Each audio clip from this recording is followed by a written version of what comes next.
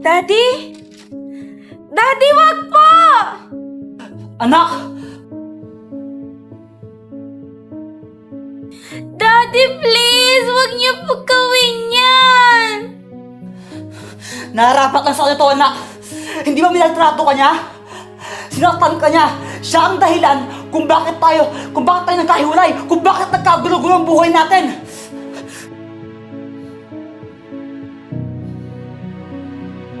Opo! Pero po kapag ginawa niyo po yan, parang wala po kayong pinagkaiba kay Tita Madonna. Sinasaktan niyo po siya.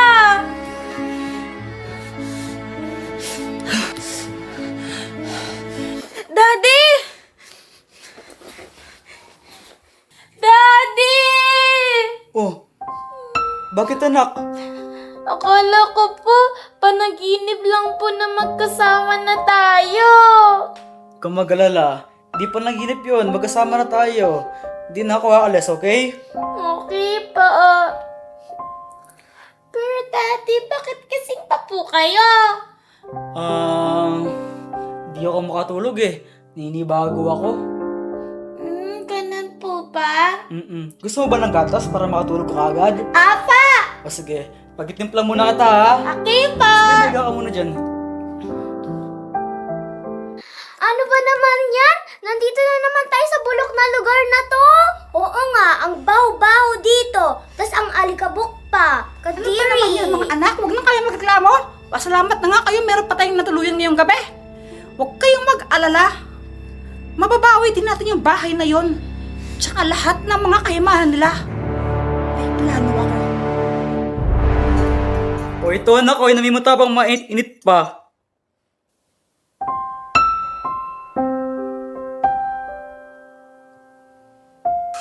Nakatulog na siya.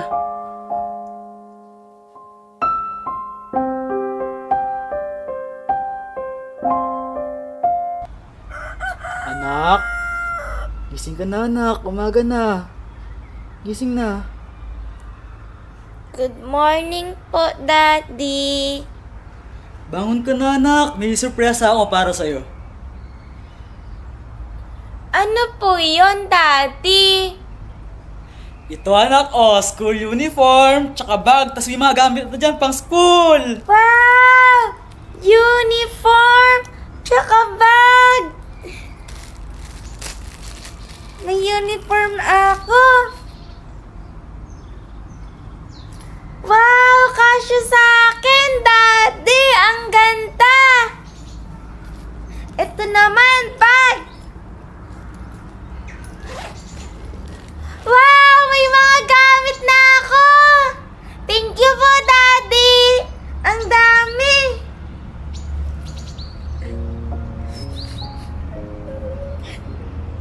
Oh! Anak, bakit ka umiiyak? Hindi mo ba nagustuhan yung bag na binili ko para sa'yo? Pangit ba? O sige, bibili lang bago. Hindi po, Daddy. Nagustuhan ko po. Bakit ka umiiyak? Masaya lang po ako. Kasi po, makakapag-school na po ako. Akala ko po kasi hindi na po ako makakapag-school eh. Kala ko naman na paano ka na. Siyempre gagawin ko ang lahat para makapag-aral ka. Alam ko naman na gustong-gusto mo mag-school, di ba? Apa! Thank you po, Daddy. Walang anuman. Pero anak, nakausap ko yung teacher sa school. Sabi nila, papayagan ka daw nila makapag-aral ngayon kung mapapasa mo yung special test na ibibigay nila. Kasi hindi ka daw nila basta-basta papapasukin dahil nasa gitna na ng semester. Kaya kailangan mo muna mag-test. Kailangan ipasa mo yun para makapag-school ka na. Kaya mo ba? Opo, kaya ko po yun. Gagawin ko po yung best ko para po makapag-aral na po ako. O sige, galingan mo ha para makapag-aral ka na. Daddy. Thank you po. Teka lang po, Daddy. Ang bago niyo po ah. Saan po kayo pupunta? Kakausapin ko lang yung accountant ko. May kailangan akong ayusin eh. Gusto mo bang sumama? Ngayon na po, Daddy. Kung sasama ka, maligo ka na kasi pabantot ka na eh. Daddy naman eh. Sige na, maligo ka na para makasama ka. Hindi na po, Daddy. Dito na lang po ako sa bahay. Ha? Ayaw mo sumama? Ayaw po. Bakit naman anak? Maruming na po dito sa bahay eh. Maglilinis na lang po ako. Maglinis ka, hindi mo naman kailangan gawin yun. Anak, mapapagod ka lang. Okay lang po, Daddy. Sanay na po ako. Ayun bang mag-hire na lang ako ng yaya dito para siya na lang maglinis? Huwag ka nang maglinis dito, mapapagod ka lang eh. Hindi na po, Daddy. Kaya ko po yun. Exercise po yun eh. Wow, strong naman ng anak ko. Apa. O sige, ganito na lang ha. Dahil masipag ka, mamaya, aalis tayo, kakain tayo sa labas. Pero dinner ha, Apa. mga bandang 5 p.m. or 6 p.m. sunduin kita. Apa. Pero mag-lunch ka mamaya dyan na lang sa, sa bahay. Kasi may pagkain naman dyan eh, kunin mo na lang nasa lamesa, ano? Ano, mamaya ha? Apa, Daddy. Tapos mamaya bibili kita ng mga books para makapag-review ko na. Gusto mo yun? Yay! Apa. Sige. Sige, dito ka lang muna ha. Alis na ako. Apa, ingat po, Daddy. Bye-bye. Sige na, papakabait ka dito ha. Apa. Now, it's time to linis!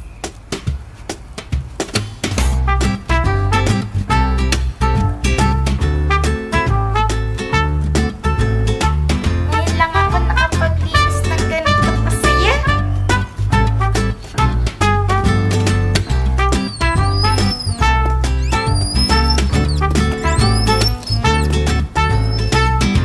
Bakit ganito? Parang may naiipit na daga.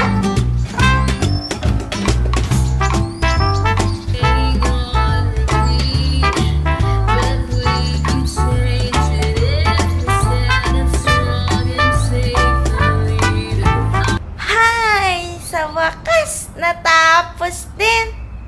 Nakakapagod, pero masaya. Hello, princess! Ate Raya, buti na padalaw ka. Oh, nakistorbo ba ako? Wrong timing ba yung pagdalaw ko? Hindi, masaya nga ako na dumalaw ka eh. Pwede ba akong tumabi sa'yo? Oo naman. Kamusta ka na, princess? Masaya ako, Ate Raya. Masaya, masaya.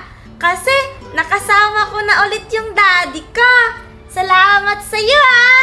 Ano ka ba? Wala yun. Masaya akong makatulong sa'yo. Ate Raya, may tanong ako sa'yo. Ano naman? Ano ka ba? Ha? Ang sabi mo kasi, hindi ka genie. Pero may magic ka. Ano ka ba?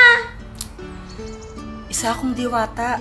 Diwatang tagapangalaga ng kalikasan. Diwata? Talaga? Oo. Trabaho namin na pangalagaan ng kalikasan para hindi ito masira. Ang saya siguro maging diwata. Sakto lang. Gusto ko din maging diwata, Ate Raya. Pwede ba akong maging diwata? Hindi ko alam eh.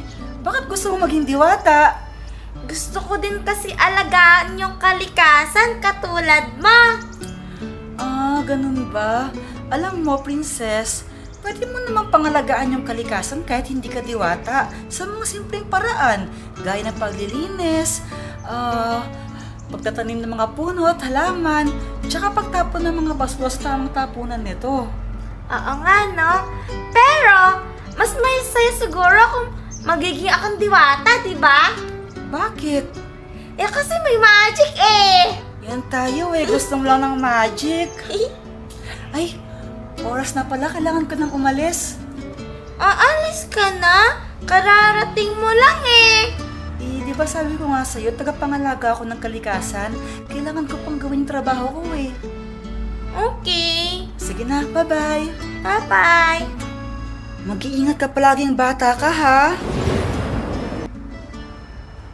Si Ate Raya talaga. Bigla-bigla na lang nawawala. Nice to see you again, sir. Kaya nga eh, it's nice to be back here. Kaya nga, sir eh. Pero totoo ba yung balita na yung kapatid mo yung dahilan kung bakit nawala ka ng 2 taon? Kinulong ka daw niya sa mental hospital. Totoo ba yun? Oo. Totoo yun. Kaya nga nandito kay para ayusin lahat ng mga properties ko. Baka mamaya limasin pa nung kapatid kong yun. Napakasakim. Grabe naman sir, napakasama naman ng kapatid mong yan. Dapat pakulong natin yan eh. Ano sir, sampahan ba natin ng kaso? Eh yung anak ko kasi ayaw niya pakulong yung tita Madonna niya. Niniwala siya na baka magbago pa daw. Di ba sir, minamaltrato ng kapatid mo yung anak mo nung wala ka? Ang bait naman niya para maniwalang magbabago pa siya. Oo, babait talaga yun. Manang-mana sa nanay niya. Saan ka pupunta, Prinsesang Ampon? Hindi na ako ampon. Kasama ko na ang daddy ko. Kahit na, ampon ka pa rin. Tumabi na lang kayo, dadaan ako. Aba, tumatapang na ngayon si Prinsesa. Baka tapang-tapangan. Tumabi na lang kayo, please. Bakit? Saan ka ba pupunta? Bibili ako ng liquid detergent para makapaghugas na ako ng plato. Tignan mo, pati yung daddy mo, inaalila ka na. Hindi, no? Ba't naghuhugas ka ng plato, tapos naglilinis ka? Bakit? Masama bang tumulong sa gawaing bahay? Aba, tumatapog na talaga si Princess na to ah. Awakan mo nga siya. Bakit? Anong gagawin niyo sa akin? Bitawan mo ako! Anong gagawin niyo sa akin? naman yung mukha mo para maging maganda ka. Ayoko! Wag na! Ay, nako. Matapos ang lahat ng nangyari, hindi pa rin nagtanda yung dalawang batang to. Kaibigan, ikaw nang bahala sa kanila, ha? Habulin mo. Wag ayoko! Takbo! Bakit po, ma'am? Ano ba naman yan? Kanina pa tayo nahanap. Ang tagal-tagal mo. Traffic po eh. O sige, ay papagawa ako sa'yo.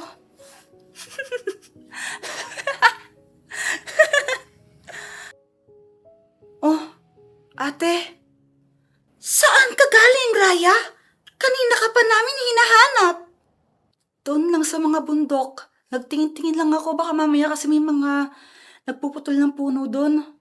Huwag ka nga magsinungaling sa akin, Raya.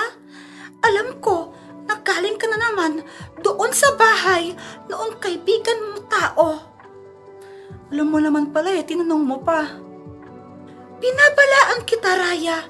Mahigpit na pinagbabawal sa ating mga diwata ang pakikipag-ugnayan sa kahit sinong tao. Malaki ang atraso ko sa kanya at sa ama niya, ate. Kaya gagawin ko ang lahat para matulungan ko siya. Tigilan mo na ang pakikipag-ugnayan sa batang yun, Raya. Kung hindi, mapaparusahan ka.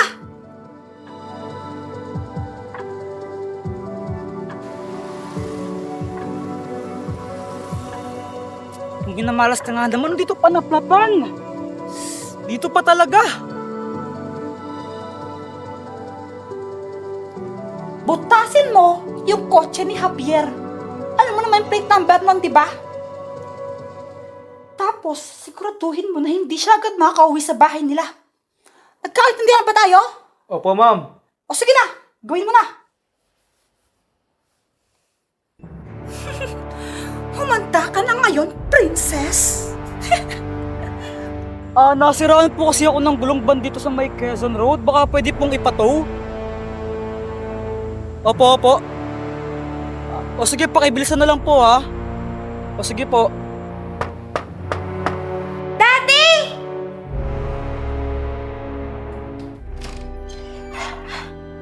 Hi, princess! Tita Madonna! Ano pong ginagawa niyo dito? Pinapasundo ka na ng daddy mo sa akin? Tara na. Bakit naman pa? Na-traffic kasi siya eh, kaya ako na lang susundo sa'yo. Tara na. Sasama po kayo sa dinner? Dinner? Oo, dinner. Di ba mag-dinner tayo kasama si daddy mo? Oo, kasama ako. Puti naman po, nagkabati na kayo ni Daddy. Siyempre naman, nag-sorry ako eh. Tapos pinatawad niya ako. Magkapatid kami, kaya pati na kami. Yay! Ano, tara na? Apa! Tara. Bakit di sumasagot si Princess?